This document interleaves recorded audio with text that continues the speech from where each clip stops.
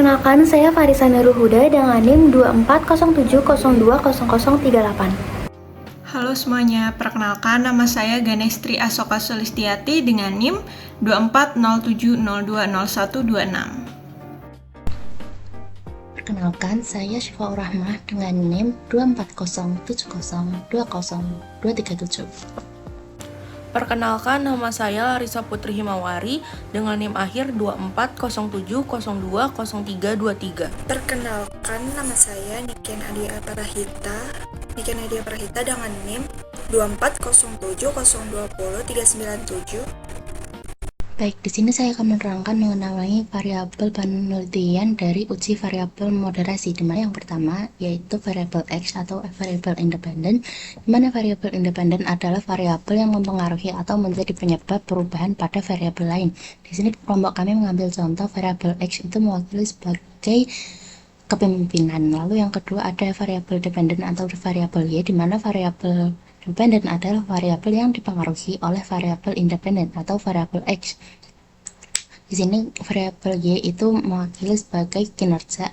Lalu ada juga variabel moderasi yang akan diujikan di uji variabel moderasi ini, dan yang wajib ada juga, di mana variabel moderasi adalah variabel yang memperkuat atau memperlemah hubungan antar variabel independen dan dependen.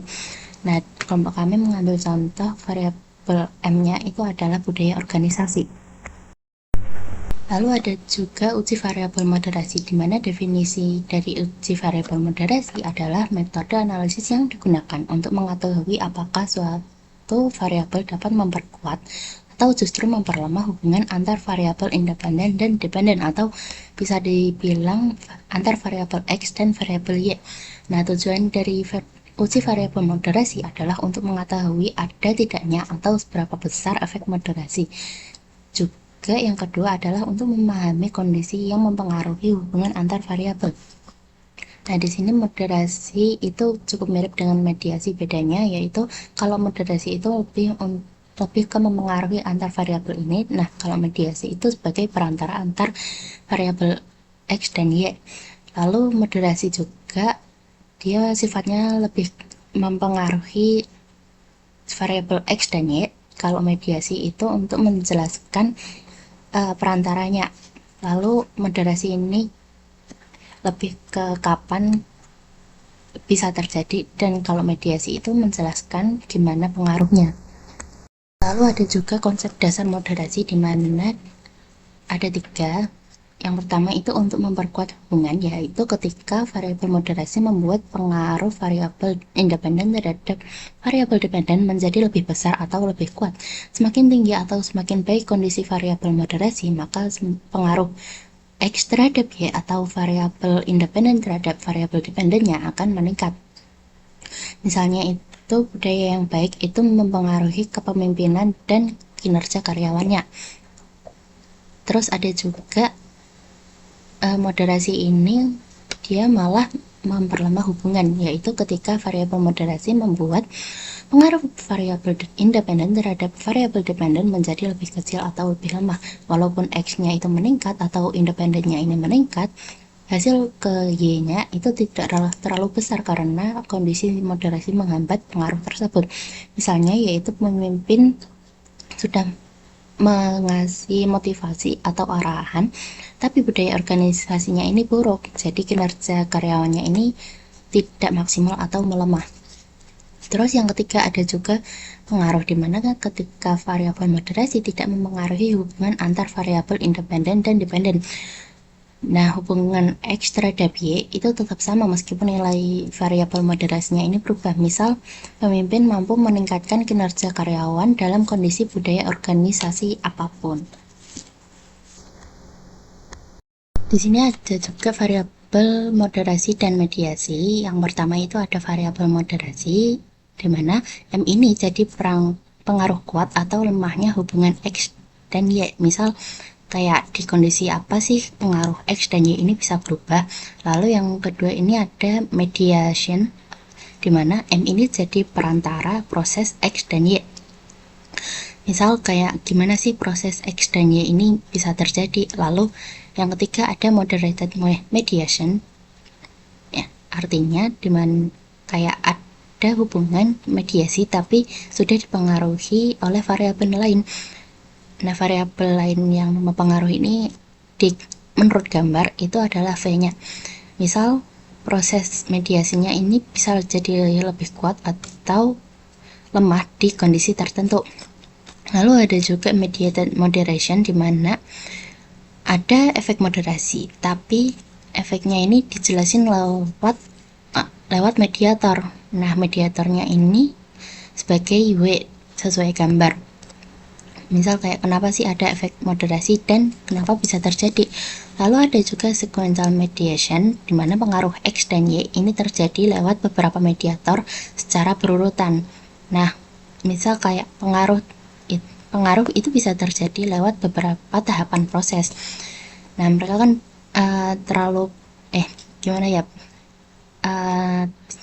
cukup kompleks untuk mempengaruhi dari X ke Y-nya. Terus ada juga multiple mediation, di mana satu variabel X atau variabel dependent itu mempengaruhi lewat beberapa mediator yang berbeda secara bersamaan. Di sini berdasarkan gambar langsung mengarah ke Y-nya dengan M1, M2, M3. Misal kayak ada beberapa mekanisme yang berbeda yang menjelaskan pengaruh dari variabel dependent atau variabel X ke variabel dependent atau variabel Y. Pertama, kita akan membahas model persamaan moderasi. Uji moderasi dilakukan menggunakan model regresi yang melibatkan variabel interaksi antara variabel independen dan variabel moderasi.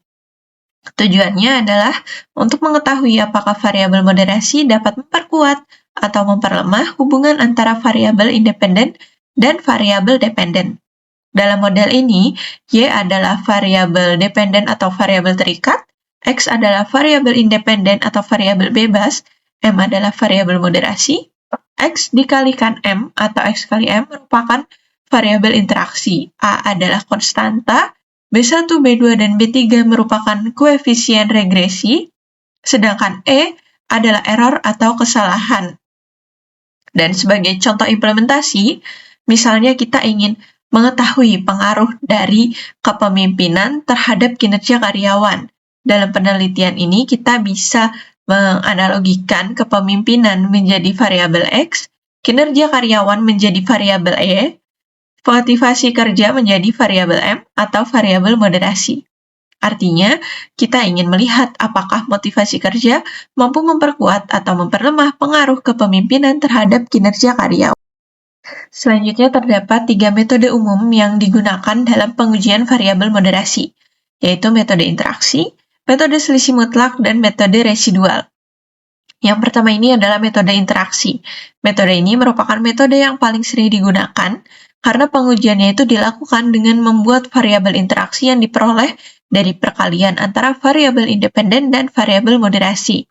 Sebagai contoh, variabel kepemimpinan dikalikan dengan motivasi kerja, sehingga menghasilkan variabel baru, yaitu kepemimpinan X motivasi kerja. Metode yang kedua adalah metode selisih mutlak. Metode ini dilakukan dengan menghitung nilai absolut dari selisih antara variabel independen dan variabel moderasi. Tujuannya adalah untuk melihat tingkat kesesuaian antara kedua variabel tersebut. Selanjutnya, metode ketiga adalah metode residual. Metode ini digunakan untuk mengurangi masalah multikolinearitas antara variabel independen dan variabel moderasi.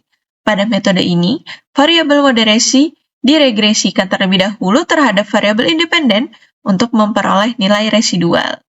Dan di antara ketiga metode tersebut, metode interaksi inilah yang merupakan metode yang paling umum digunakan dalam penelitian.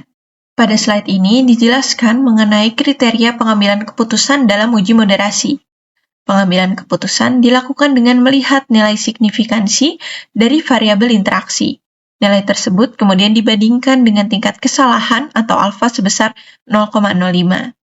Jika nilai signifikansi lebih kecil dari 0,5, maka terdapat efek moderasi.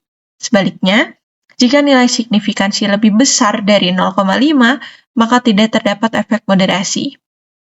Selain melihat nilai signifikansi, kita juga dapat melihat arah koefisien regresi untuk mengetahui apakah variabel moderasi ini memperkuat atau justru memperlemah dari variabel yang ada.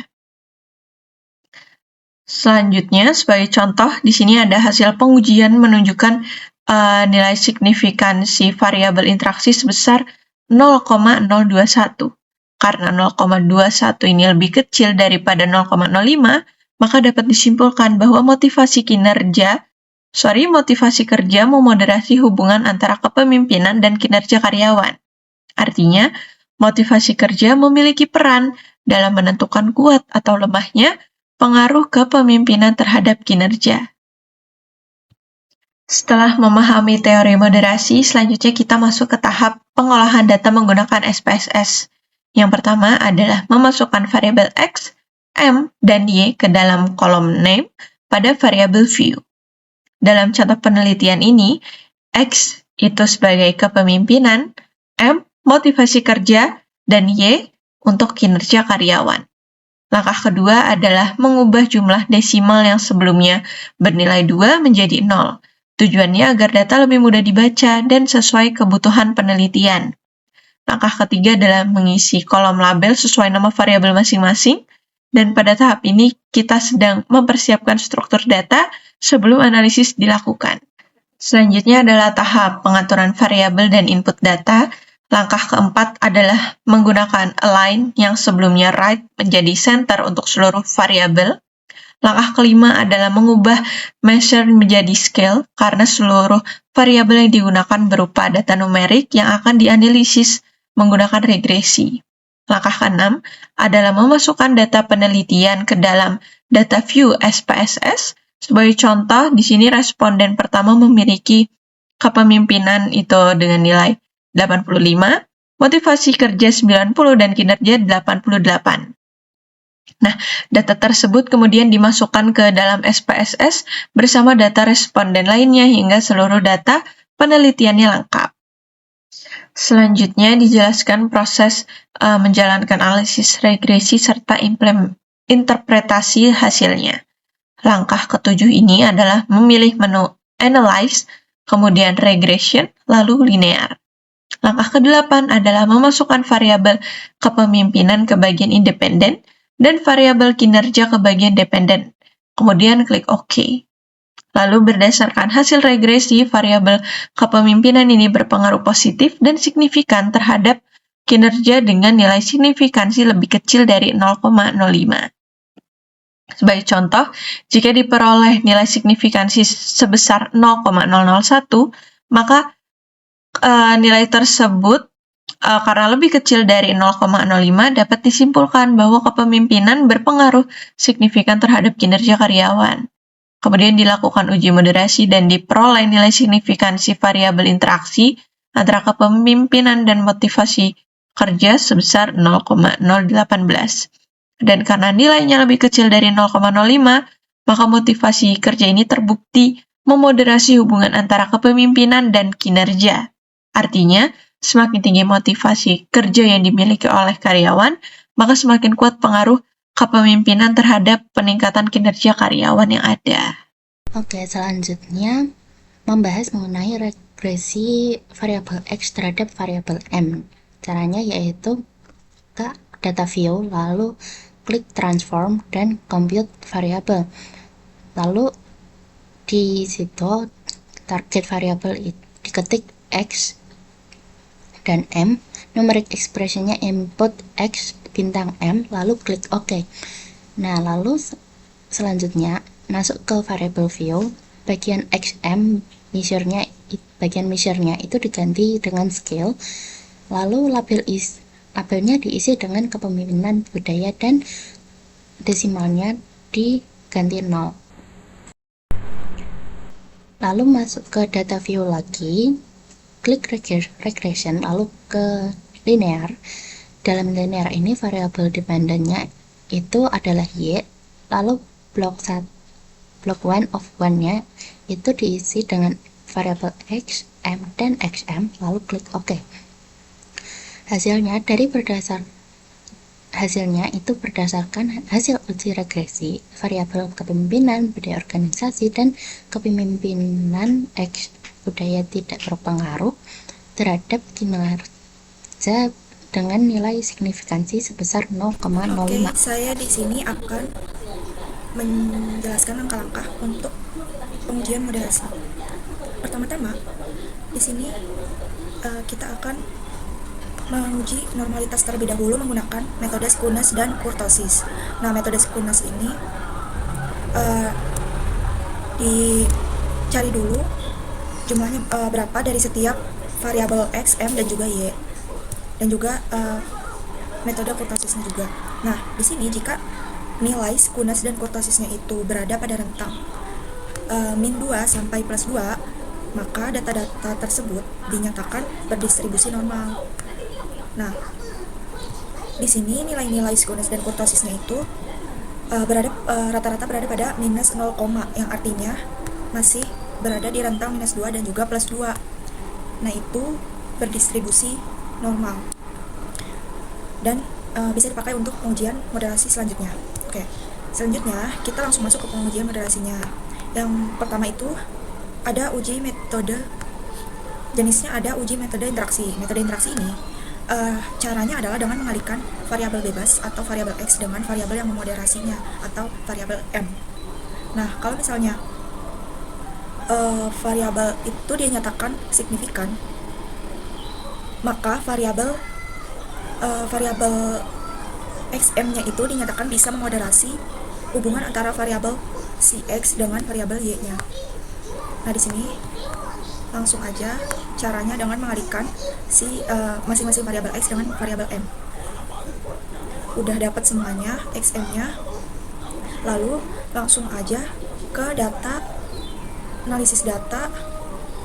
Habis itu aja masuk ke regressionnya, masuk ke regression, lalu nanti hasilnya ada di sini. Selanjutnya metode yang kedua, ada uji metode selisih mutlak.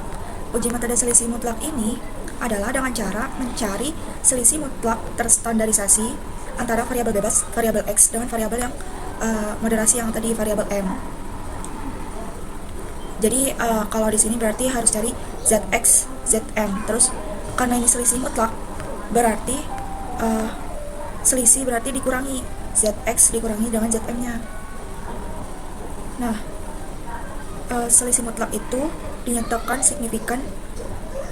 Selisih mutlak itu harus positif ya, biar dinyatakan signifikan itu harus positif. Maka variabel tersebut bisa memoderasi hubungan antara variabel X dengan variabel Y. Jadi harus positif dan signifikan. Signifikannya berapa rentangnya tadi? Berarti rentangnya itu intinya di bawah 0,05. Itu masih signifikan. Nah, sekarang berarti caranya adalah cari dulu ZX dan ZM-nya dengan cara, kalau mau carinya itu dengan cara rumusnya variabel X dikurang dengan X bar atau rata-rata per standar deviasi. Berarti cari dulu nih rata-rata dan standar deviasinya si X dan M. Kalau udah, ini udah ya. Kalau udah berarti tinggal disesuaikan aja masing-masingnya nih rumusnya. Berarti tadi X-nya dikurang dengan rata-rata 6,2 gitu, dibagi dengan standar deviasinya gitu, hasilnya kayak gini. Hasilnya udah, berarti tinggal cari selisih si ZX dengan ZM.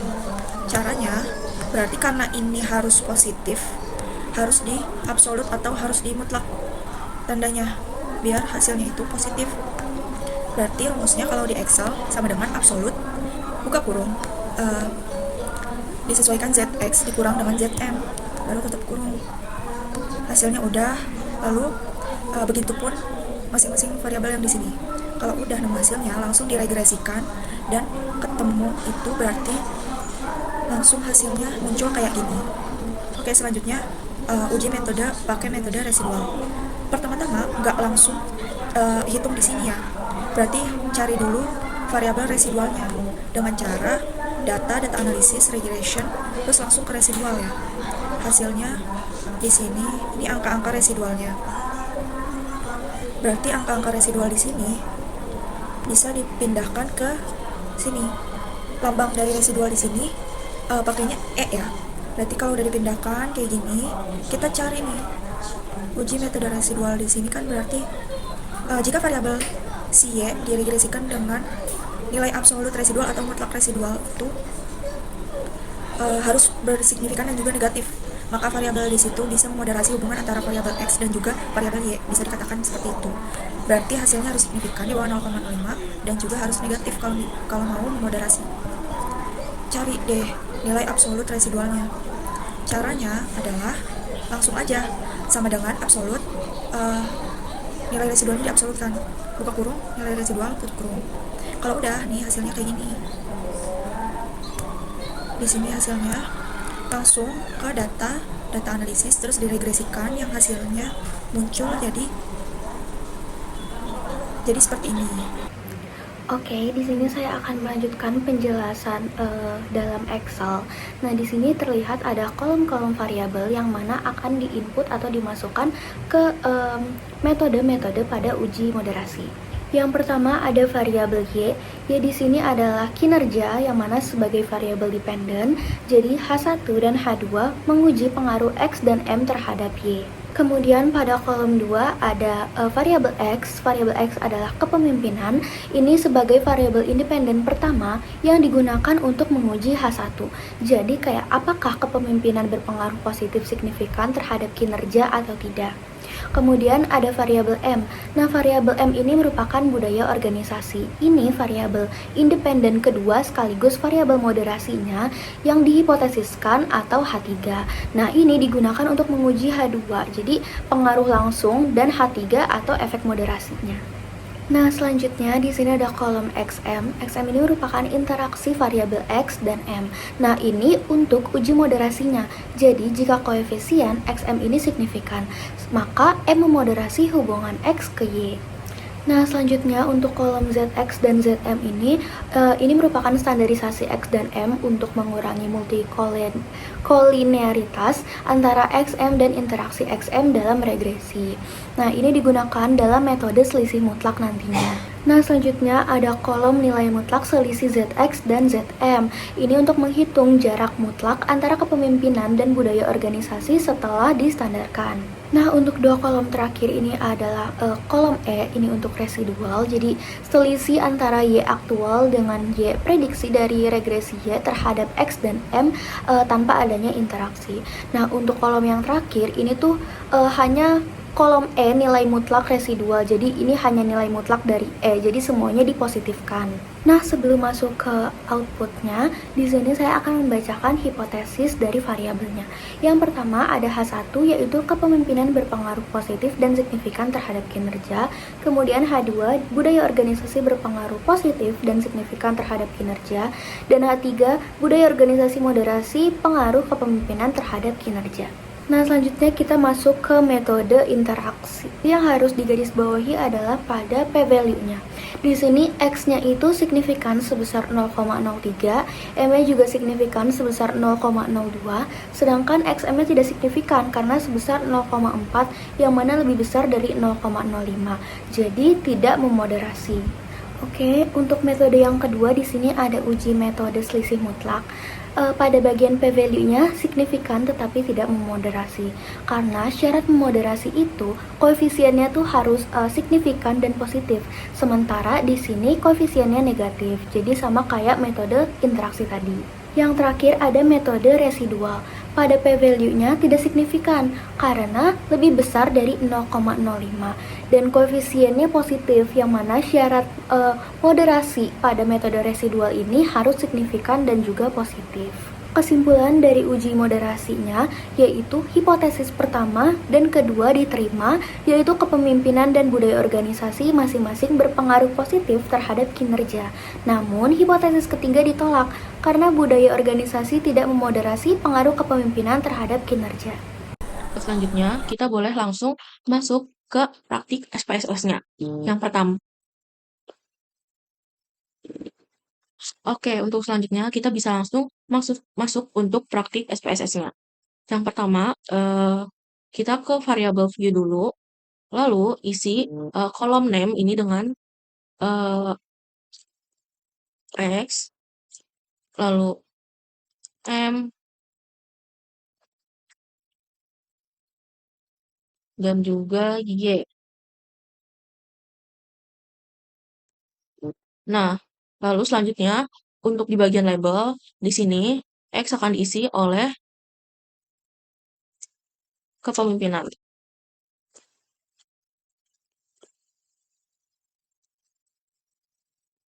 Selanjutnya untuk M itu akan diisi oleh budaya.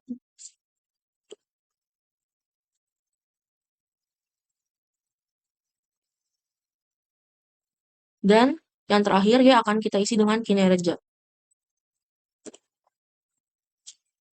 Lalu selanjutnya untuk measure-nya kita ganti jadi scale. Dan untuk desimalnya kita ubah menjadi 0.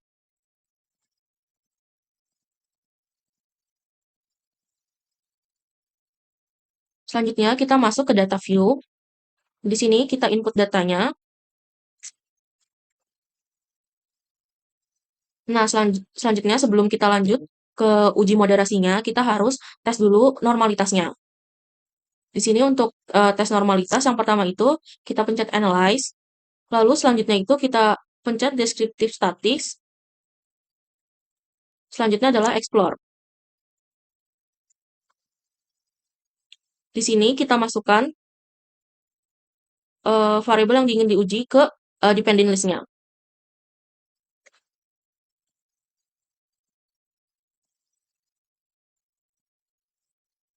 Selanjutnya kita pencet plots. Lalu kita centang normality plot with test. Kita continue dan kita pencet OK.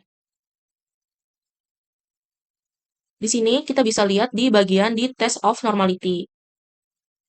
Di test of normality-nya di sini bisa kita lihat kalau misalnya di Sapphire Wild-nya ini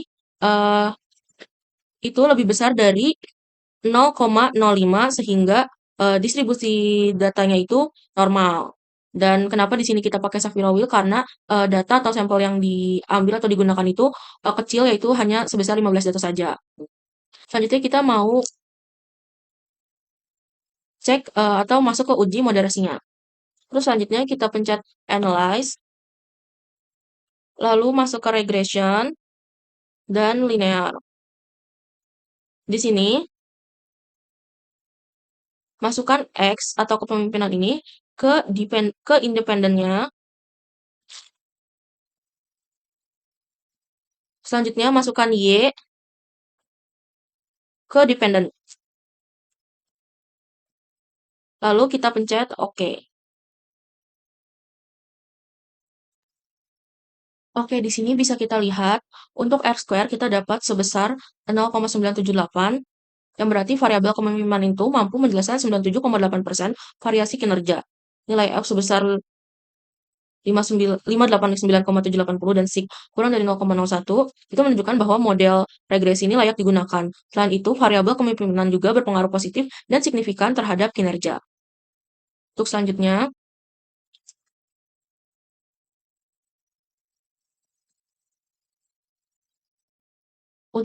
kita akan menguji interaksi antara variabel X dan variabel M. Di sini yang pertama adalah kita pencet transform, terus kita pencet compute variabel. Di sini target variabelnya kita isi X dan M atau XM. Dan untuk numeric expression-nya, itu kita double klik pada kepemimpinan, lalu kita kali atau tanda bintang, lalu kita double klik pada budaya atau M. Di sini kita pencet OK. Di sini kita udah dapat hasil dari X dikali M. Selanjutnya kita harus menyesuaikan dulu dengan data yang udah ada di sini. Jadi kita ke variable view. Di sini kita bisa tulis labelnya dengan kepemimpinan dikali dengan budaya. Lalu untuk measure-nya juga disamakan untuk scale dan desimalnya juga diubah menjadi 0. Lalu kita bisa lanjut lagi ke data view. Untuk selanjutnya kita bisa ulangi lagi step yang tadi, yaitu analyze, lalu regression, lalu linear, Di sini kita masukin X dan M dan XM ke sini.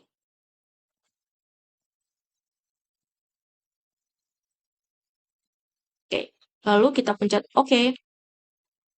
Oke, di sini kita bisa lihat kalau budaya organisasi itu tidak mampu untuk memoderisasi pengaruh kepemimpinan terhadap kinerja karena nilai signifikansinya sebesar 0,456 atau lebih besar dari 0,05.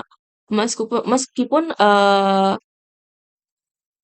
koefisiennya bersifat positif, yang menunjukkan kecenderungan memperkuat hubungan antara kepemimpinan dan kinerja, penguatan tersebut tidak signifikan secara statistik. Sekian yang bisa kami sampaikan. Mohon maaf apabila banyak kekurangan dan juga terdapat kesalahan. Terima kasih. Wassalamualaikum warahmatullahi wabarakatuh.